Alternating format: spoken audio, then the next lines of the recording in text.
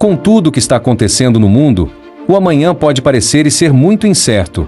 Existem tantos cenários possíveis que são difíceis para as pessoas processarem. Estamos literalmente em momentos do arrebatamento de que Jesus falou em Mateus 24, 40-41, onde a Bíblia diz: Então, 2 homens estarão no campo, um será levado e o outro deixado.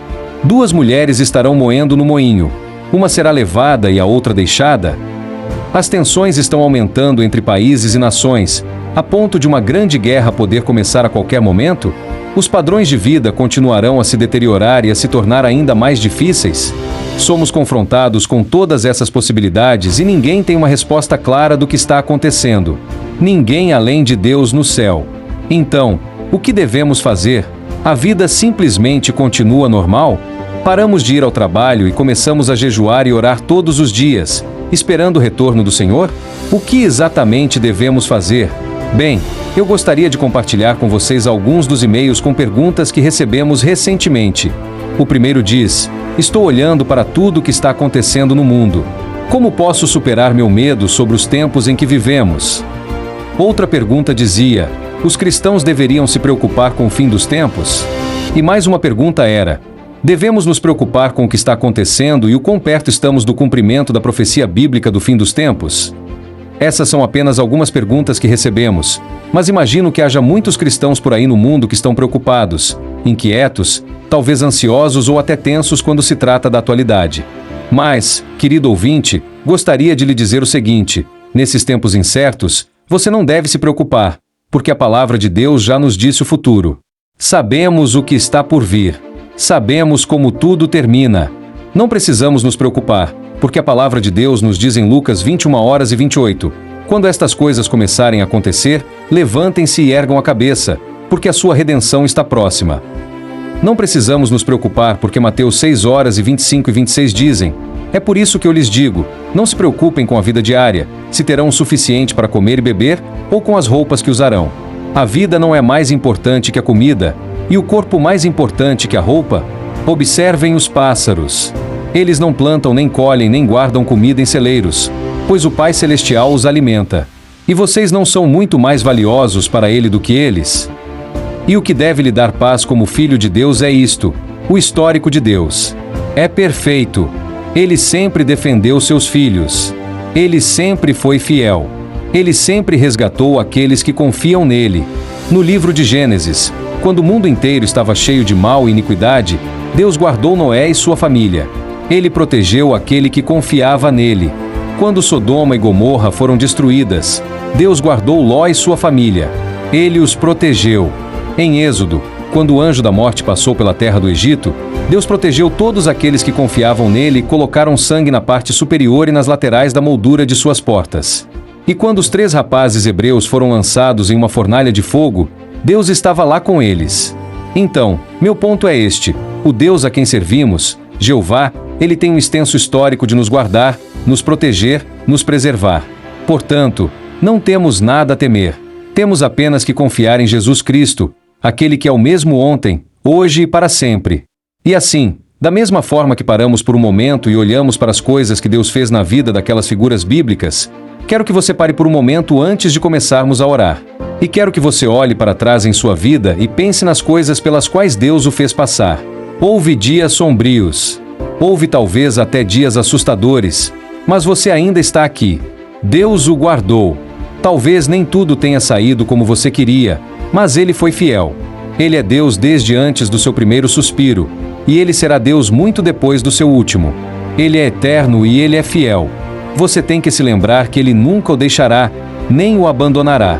Ele estará com você até o fim. Queridos amigos, este mundo, se você não for cuidadoso, este mundo tornará temeroso.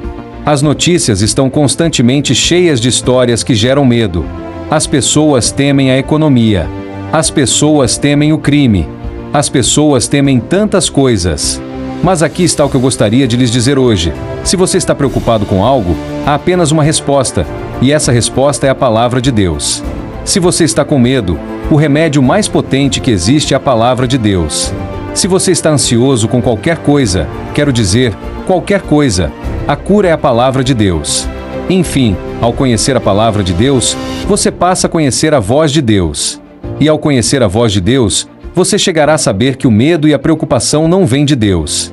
Agora, eu gostaria de compartilhar com vocês uma das minhas passagens favoritas da Escritura. Li esta porção da Bíblia repetidamente em diferentes fases da minha vida. E deixe-me dizer, ela me fortaleceu. Oro para que ela o fortaleça hoje também. Lucas 12, 22, 32. Então, virando-se para seus discípulos, Jesus disse: é por isso que eu lhes digo, não se preocupem com a vida diária, se terão o suficiente para comer ou com as roupas que usarão. Pois a vida é mais importante que a comida, e o corpo mais importante que a roupa. Observem os corvos. Eles não plantam, nem colhem, nem guardam comida em celeiros, pois Deus os alimenta. E vocês são muito mais valiosos para Ele do que qualquer pássaro. Podem todas as suas preocupações acrescentar um único momento à sua vida? E se a preocupação não pode realizar uma pequena coisa como essa, de que adianta se preocupar com coisas maiores? Observem os lírios e como eles crescem. Eles não trabalham nem fazem suas roupas. No entanto, Salomão, em toda a sua glória, não se vestiu tão lindamente quanto eles. E se Deus cuida de forma tão maravilhosa das flores que estão aqui hoje e amanhã são lançadas ao fogo, Ele certamente cuidará de vocês. Por que vocês têm tão pouca fé? E não se preocupem com o que comer e o que beber. Não se preocupem com tais coisas. Essas coisas dominam os pensamentos dos descrentes em todo o mundo. Mas o Pai de vocês já conhece as suas necessidades. Busquem o reino de Deus acima de tudo, e Ele lhes dará tudo o que precisam. Portanto, não temam, pequeno rebanho, pois é grande alegria para o Pai de vocês dar-lhes o reino. Então, vocês veem, amigos, nosso Senhor nos disse para não ficarmos ansiosos por nossa vida. Isso significa que não devemos permitir que as coisas desta vida nos afetem a ponto de ficarmos temerosos e cheios de preocupação, porque estamos sob os cuidados de um Deus Todo-Poderoso. Um dos meus relatos favoritos da Bíblia é a vida de José. E se pararmos um momento e olharmos para a vida de José, podemos aprender uma ou duas coisas sobre a maneira como o Senhor orquestra eventos e situações em nossas vidas.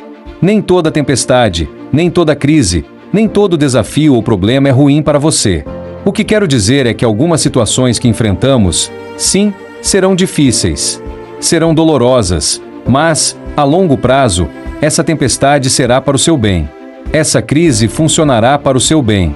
Esse desafio o tornará mais forte. Em uma idade jovem, José foi vendido como escravo por seus irmãos. Ele foi vendido para uma terra estranha onde estava sozinho. E agora, neste momento, para José, não havia mãe, não havia pai, nem família, nem herança. Mas, no fundo de seu coração, José acreditava que Deus estava realizando algo bom, algo que o capacitaria a cumprir seu chamado e seu propósito. Então, ele continuou servindo fielmente ao seu mestre egípcio, com o temor de Deus ainda enraizado nele. E no momento em que parecia que José estava se estabelecendo e confortável na casa de seu mestre, ele foi lançado na prisão. Ele foi colocado lá por causa da alegação da esposa de Potifar. Pobre José, você poderia dizer, mas Deus em seu planejamento divino, estava preparando-o para o seu propósito. Agora, em algum momento da vida, você pode ser tirado da sua zona de conforto.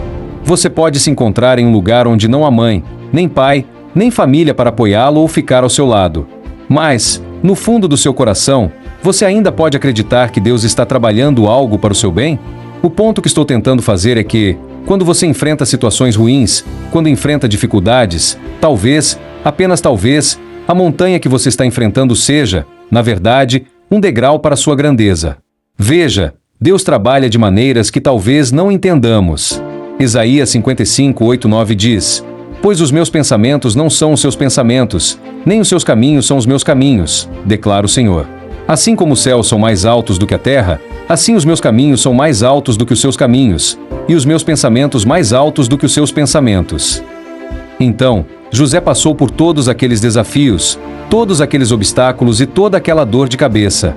Mas tudo fazia parte do plano de Deus. Veja, seus passos foram ordenados. Isso significa que tudo de bom e tudo de ruim foi ordenado, de ser um prisioneiro até ser o segundo em comando do rei. Portanto, não importa quanto tempo o desafio exista, Deus é fiel e não permitirá um teste que você não possa superar.